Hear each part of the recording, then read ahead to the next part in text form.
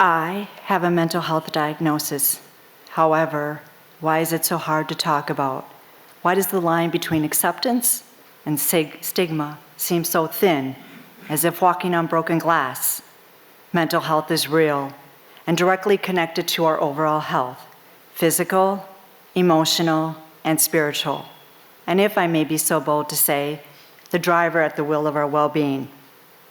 We all have a journey that typically has been years, even decades, in the making, knowing something is off and searching for the answer.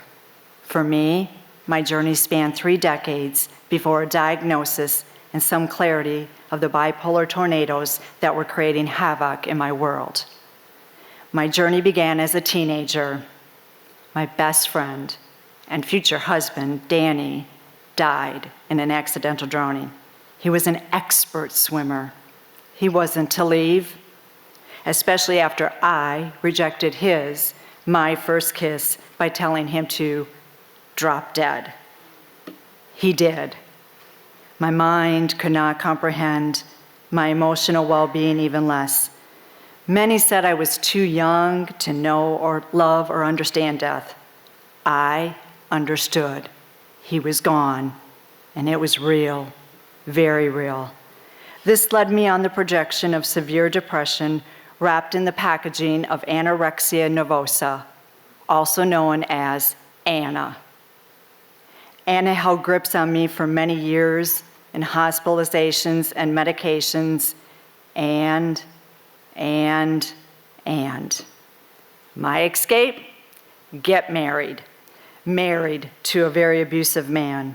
Abusive financial, physical, emotional, and most drastic, the loss of my unborn baby.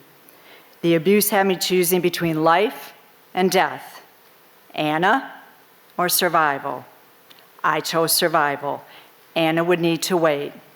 And wait Anna did, but not the underlying and undiagnosed mental health illness.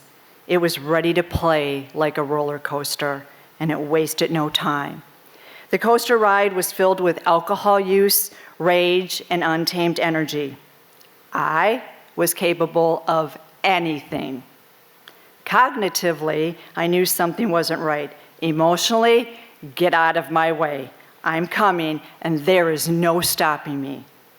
I sought out the support from counselors, psychologists, and doctors to be diagnosed with stress. Stress because no one was listening to me. The mood fluctuations gripped stronger. I attempted suicide, which led to hospitalization. Could someone please help me stop the roller coaster ride of highs and literally feeling like I'm dumped off the ride? I wanted to feel normal, if there was such a thing. Finally, a diagnosis, bipolar. I could breathe. The medication trial and intensive outpatient treatment came next. Another ongoing process.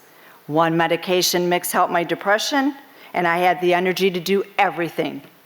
I had a very clean home. Hypomania was in full bloom. Adjust the meds, and the house is a dump.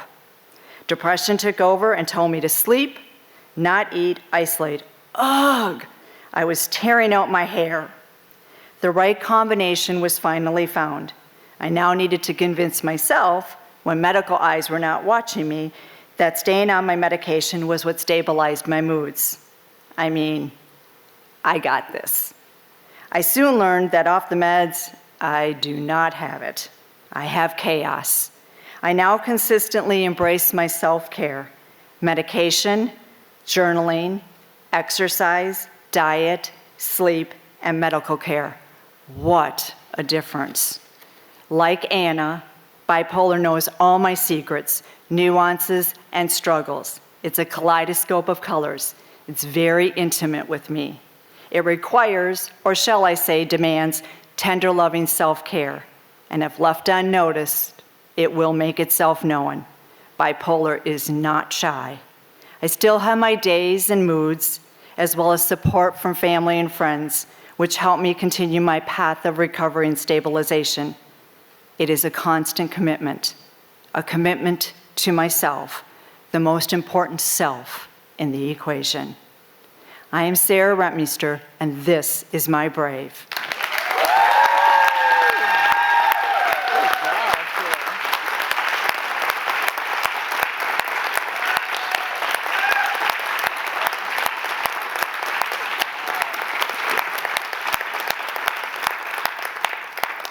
Thank you.